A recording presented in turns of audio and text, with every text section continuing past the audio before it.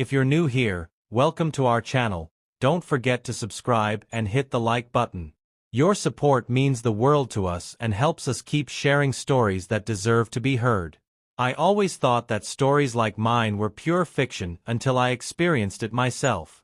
I used to think that such things only happened in movies or books, but fate had other plans for me. I married my classmate from high school, after which I crossed paths with my future mother-in-law for almost 5 years. My wife's mom, Freya, raised her alone after some problems with her father. Even after the wedding, Freya and her mom Margaret had little contact.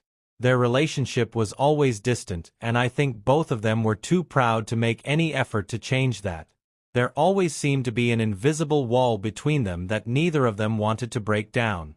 I could sense the underlying tension, but I preferred not to interfere. It wasn't my place to interfere, and I knew it was better to stay out of their unresolved problems. Back in high school, I remembered how strict Margaret was with her daughter. She always made sure that Freya was disciplined, and it was clear that Margaret had high expectations of her. There was no room for error in Margaret's world. Time passed, but she remained the same, unyielding and demanding. She held herself with an authority that was almost impossible to question. We rarely socialized, which was understandable given her character by nature. I am a calm and obedient person. It was always easier for me to agree and do something than to get into arguments or confrontations. I never wanted to create unnecessary tension. Freya and I lived together for 4 years without having saved enough money for our own place. We rented an apartment from acquaintances at a reasonable price, and it suited us fine. We were comfortable and life was relatively simple. Over time, however, these acquaintances decided to move to another country and sell all their possessions. And that's when Freya and I first decided to move in with her mother. I knew it wasn't the best idea, but I was motivated by the desire to find a new place to live and get back to my own space as soon as possible. My mother-in-law treated me well, which was somewhat reassuring, although I could feel the tension in the air. Margaret was a lawyer by profession. Her ability to stand up for herself and get her own way allowed her to achieve impressive results. She was an incredibly strong-willed woman, but even at her age she was still fit and elegant. She held herself in a confident, almost intimidating manner. Despite this, she never tried to find a man for her, claiming she didn't want to deal with. The stress to her men were disposable, a rather harsh look, but few seemed to be able to live up to her high standards. She was fierce and independent, and I think this put off anyone who might be interested in her. She had a knack for shutting people out, erecting barriers that were almost impossible to break through. Perhaps it was for the best, at least in Freya's opinion. Though I always thought that perhaps the lack of a male comforting presence may have made her as tough as she was afraid to show vulnerability or gentleness, I've often wondered what Margaret was like when she was young before life made her so withdrawn. Had she always been like that, or had something happened that made her put up those walls? I woke up early one morning. Freya had already left for work and I had an unexpected day off. I was alone in the apartment and I didn't know what to do with myself. Margaret's apartment was large, with 3 bedrooms and a spacious hall, beautifully furnished and spotless, clean. It was obvious that Margaret took pride in her home and she had everything in its place, still half asleep. I walked past the hallway and caught a glimpse of Margaret in the mirror. She must have just woken up too. She was dressed in a sheer nightgown, wearing headphones, oblivious to my presence. It was an unexpected sight and it couldn't help but attract me.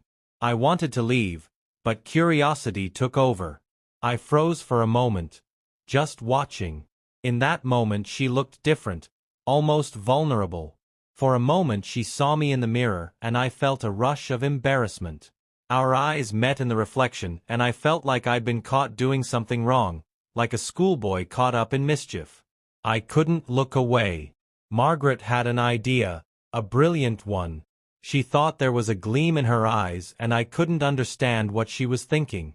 I could feel my heart pounding, the tension building between us, and here I was lying on the couch with my mother-in-law.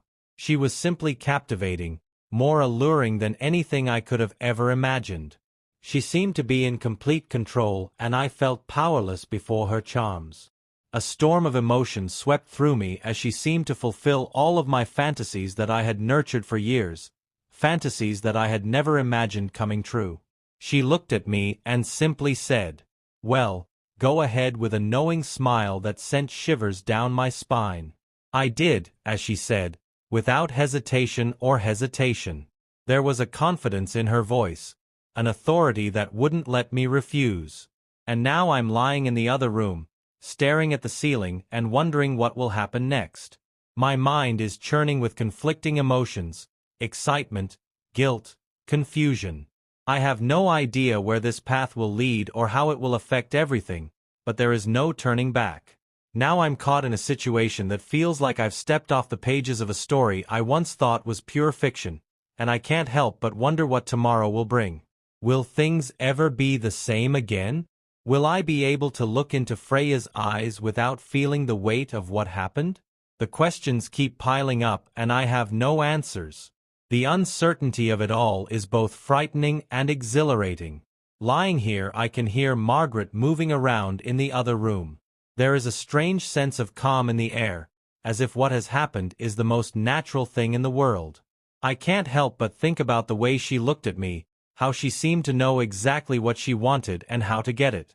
It was as if she had it all planned out and I was just a piece in her game. I feel admiration and fear towards her, admiration for her confidence and fear of the power she seemed to have over me. I wonder if she is thinking about what happened or if it was just another moment for her that doesn't carry the same weight for me. I can't shake the feeling that this is just the beginning of something bigger, something that will change everything. The more I think about it, the more I realize that I'm drawn to her in ways I can't explain. There's something about her strength, her independence that fascinates me. She's unlike anyone I've ever met, and I want to know more about her to understand what makes her who she is. But at the same time, I realize that this attraction is dangerous. It's a path that could lead to the destruction of everything I hold dear. And yet I can't bring myself to regret what happened. It was the right thing to do at the time, and I can't deny that the future is uncertain and I have no idea what will happen next. All I know is that I'm in too deep to turn back, and whatever happens next, I'll have to face it, head on. Leave your opinion in the comments. Don't forget to leave a like and subscribe to the channel. Thank you.